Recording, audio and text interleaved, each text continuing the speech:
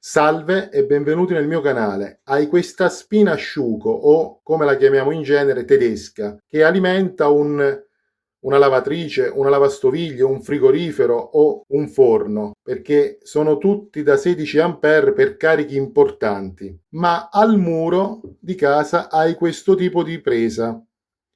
Quindi sono completamente incompatibili. Spina e presa non si accoppiano e vi invito a non forzare perché cioè, sicuramente romperete la presa a muro. Come corrente ci siamo, questa è una presa italiana che porta 16 ampere, quindi per grandi carichi, se l'impianto è a norma ovviamente. E questa è una spina per grandi carichi. Cosa si fa normalmente? Si acquista questo adattatore, si inserisce e ci mettiamo l'anima in pace, ma c'è un grosso errore nel fare questo. Il primo è di tipo tecnico. Abbiamo detto che questa presa è da 16 ampere. L'assorbimento è per un forno che può arrivare a 2500-2800 watt di assorbimento.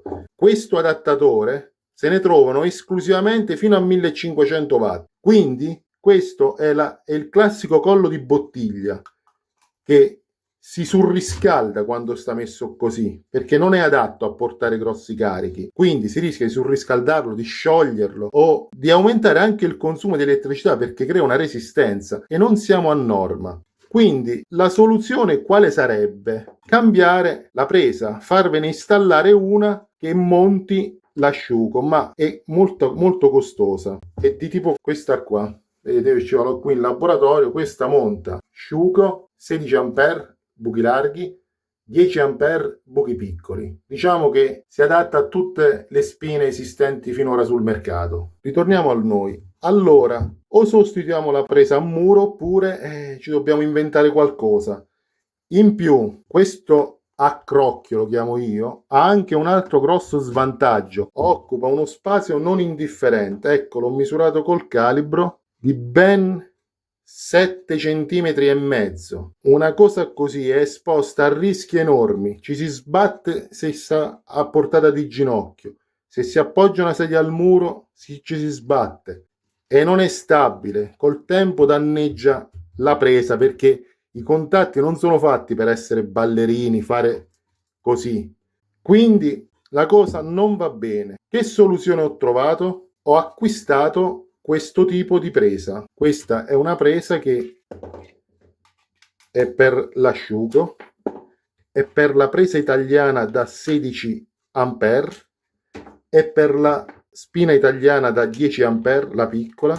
Quindi fa tutto. Andrò a realizzare con questa spina da 16 ampere piatta sistema che permette di utilizzare l'asciugo senza che sia d'intralcio. Mi metto subito all'opera.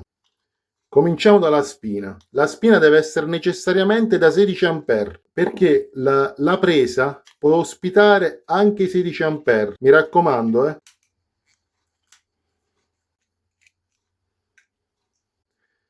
allentiamo i morsetti.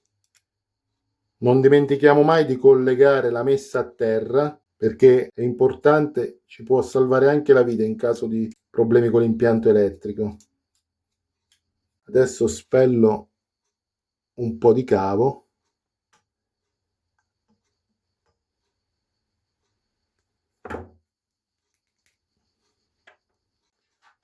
Prendiamo le misure del cavo, diciamo che la parte ancora inguainata va, appoggiamo così, prendiamo in linea di massima le misure. Scusate, ma è un po' complicato mantenere tutti e tre i cavi insieme. Ecco qui, ho sistemato i cavi, questo si sfila come ho detto prima, li ho inseriti, faccio capitare qua, rimonto il coperchio.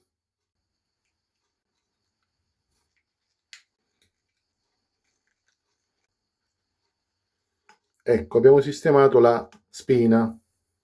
I cavi devono essere di tipo adatto a portare 16 ampere, quindi almeno cavi 2 mm e mezzo di rame. Adesso apriamo il lato della presa multiaccesso, la chiamo io, perché è buona per tutte le spine. Ecco, si apre lateralmente. Adesso, a seconda delle marche, non è che questo sia vincolante, questo addirittura ha anche una morsettiera per stringere il cavo.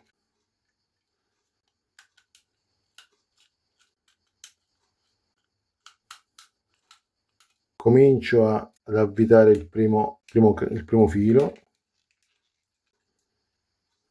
Ecco qui, adesso rimonto il morsetto stringicavo, così il filo non può strapparsi. Ecco fatto, è tutto ben a tenuta. Rimontiamo il suo coperchio.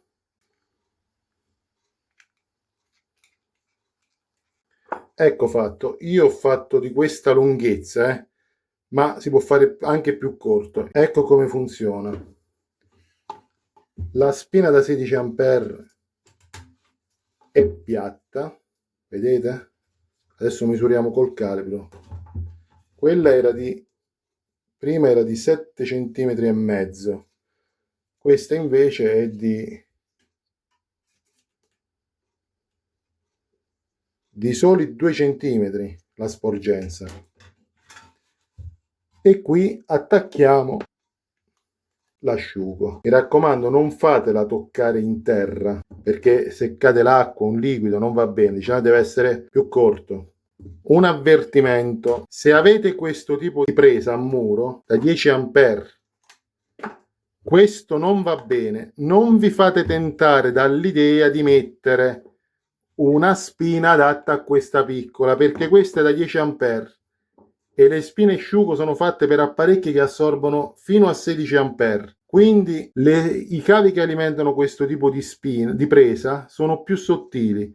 Rischiate di creare un surriscaldamento dentro i cavi nel muro e anche un cortocircuito. Quindi solo se avete questo tipo di presa a muro potete usare, diciamo, questo piccolo accorgimento che è anche un salvaspazio. Se invece vi ritrovate con questo tipo di presa, purtroppo non vi posso aiutare. Dovete affidarvi a un elettricista e farvi portare dei cavi adatti ai 16 ampere per alimentare lavatrici, forni e apparecchi ad alto assorbimento.